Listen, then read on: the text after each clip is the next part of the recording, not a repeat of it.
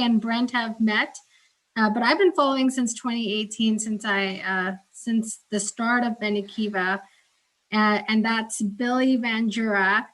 And Billy, why don't you make an introduction, and then we'll let Brent and Nick introduce themselves as well.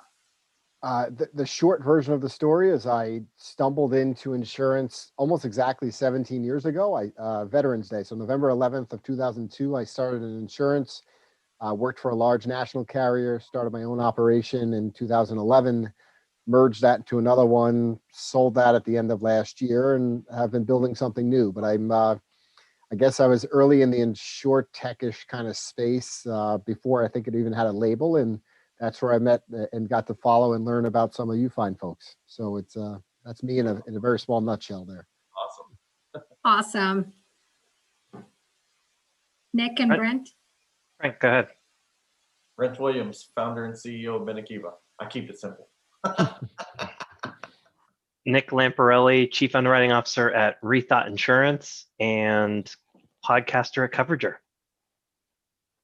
So with our tradition of Happy Friday, we share stories that are personal or professional that made us happy, that we want to share to our audience. And Billy, since you are our guest of honor, would love for you to start.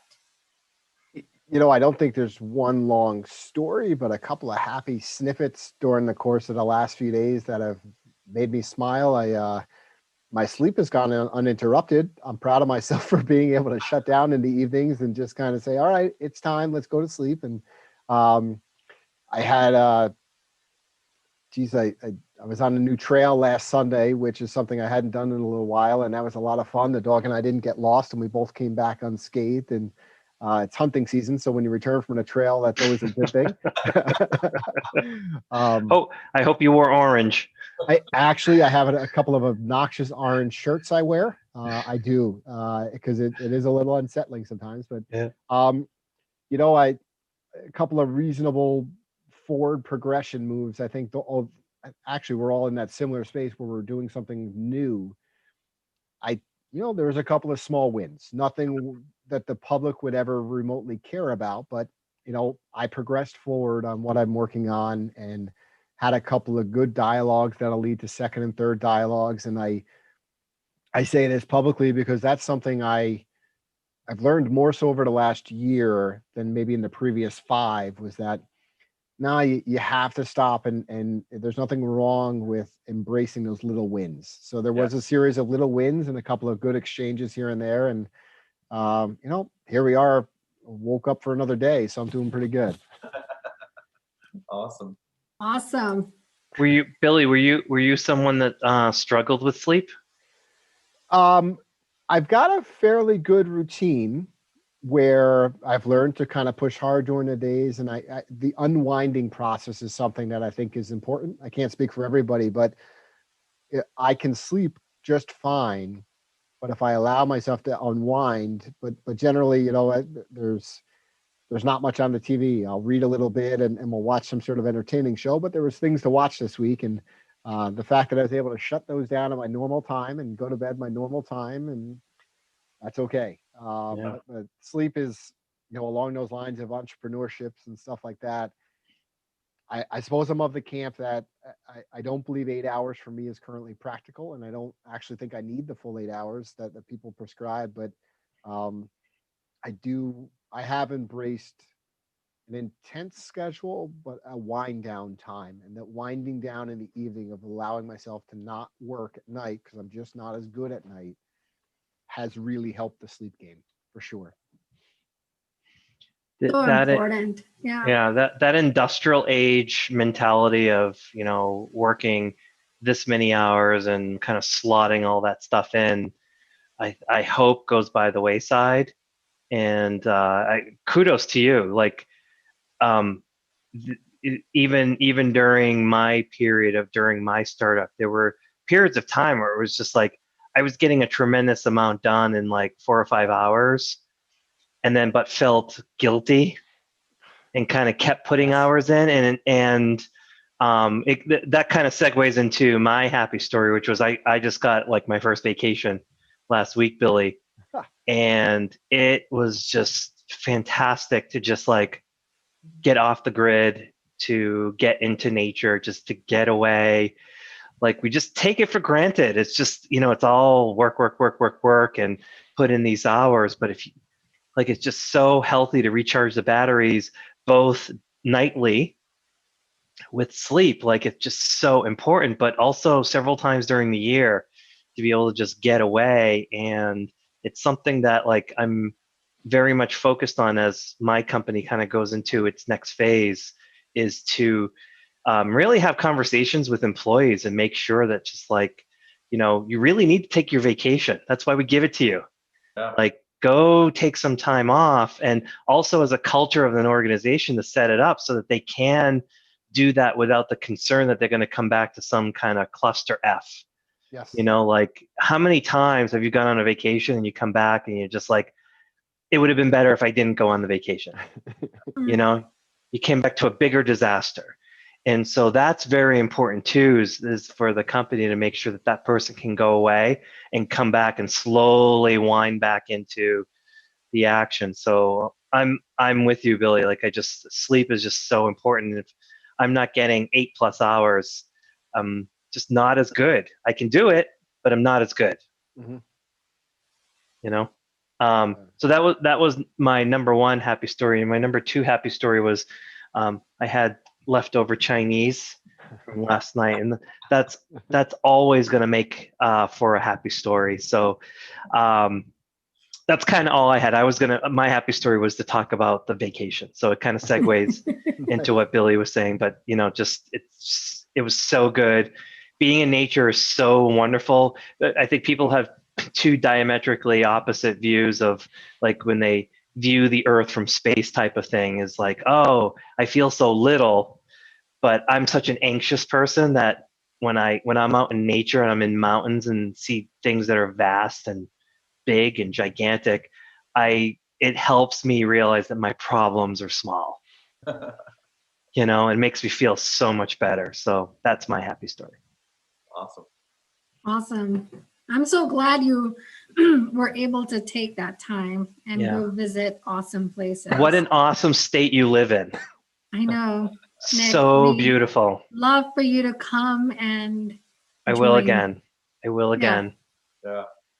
And take you to different trails, because the area of where you were at, it's different than some of the other areas. It's just North Carolina is gorgeous. It's a big state. It's a big state. Yeah. A lot of trails.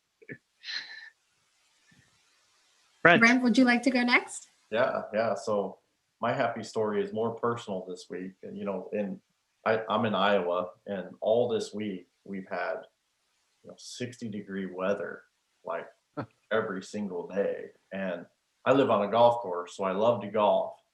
And every day I've tried to sneak it in here and there, but then a meeting pops up or I've got something I have to do. And so I haven't been able to do that all week. But today I said, I'm going to golf. So I'm going to shut it down and go play some golf this afternoon. So that makes me pretty happy. My second happy Friday story is I get on this Zoom call, and one of my best buddies has got this new mustache and little Nick. Looks great, man.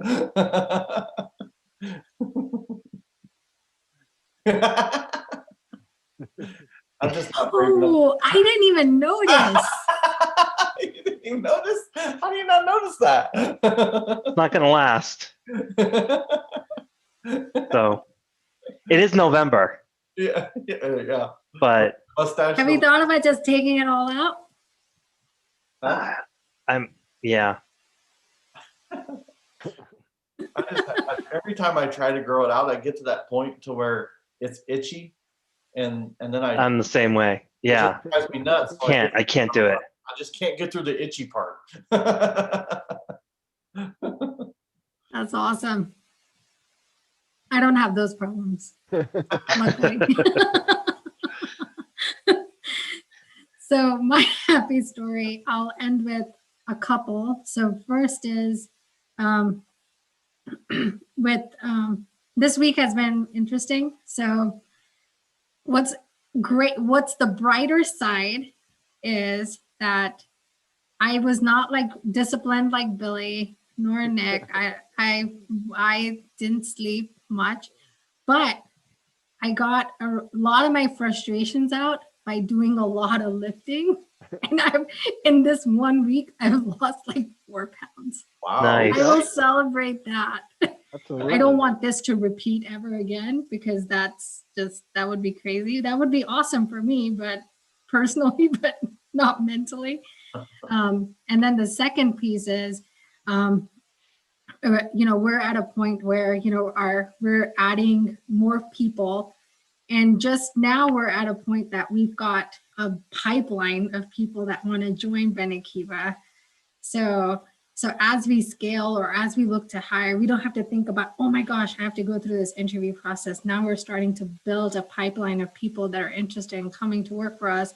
And we're just starting to put them into folks that we think would be good fit for here.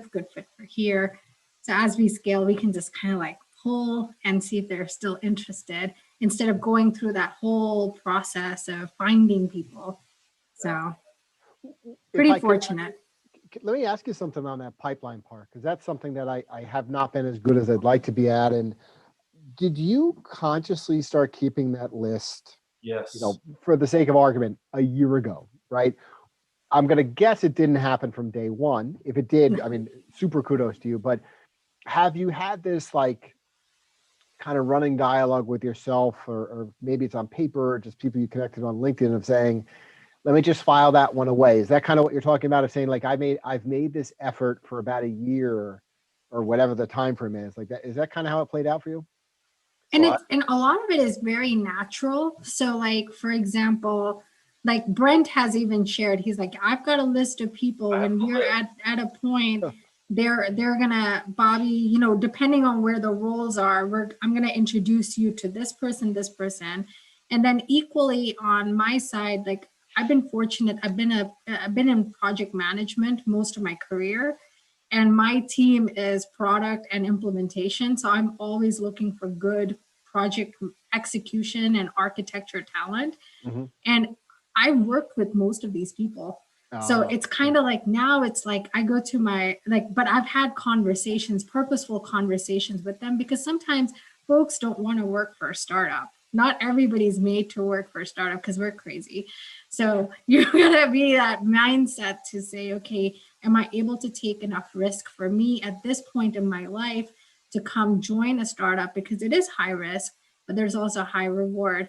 But yeah, we've had, as a founding team, we even encourage our employees to say, go find people, even though we're not hiring, let's put them in like boxes. So, and put them in categories. So when we scale, we can then go back and, have those dialogues again without going through a recruiting company or this or that. You say that because Brent said Iowa. Like Iowa was one of my first trips when this thing started to heat up. I did a conference in November in like Chicago, and then maybe the following April I was in Des Moines for the Global Insurance Accelerator launch. So that was probably 2016, something like that. So it's like spring of 16. And I didn't think of it then. And that's why I say it out loud now in case somebody hears what I'm saying. Like in hindsight, I think one of the biggest failures of this period in time where InsurTech was a thing was I feel like, man, I never really met a new InsurTech who was looking for a more core insurance person. They were looking for the executive. They were looking for the money, the title from a big consultancy or the title from a big corporation. But I look at some of these companies that haven't made it or sold or are just kind of floundering now. And I look at them and I say, geez, you have solvable problems. But I look at whatever I can see publicly about your team, and you don't have anybody on that team that's actually dealt with that stuff. And not that I plan on fixing that problem, but I'm glad you said that as far as the list you're keeping, because I think like when we're in Hartford, right? You got a huge percentage of people from Travelers and from the Hartford that are there supportive and being there and learning.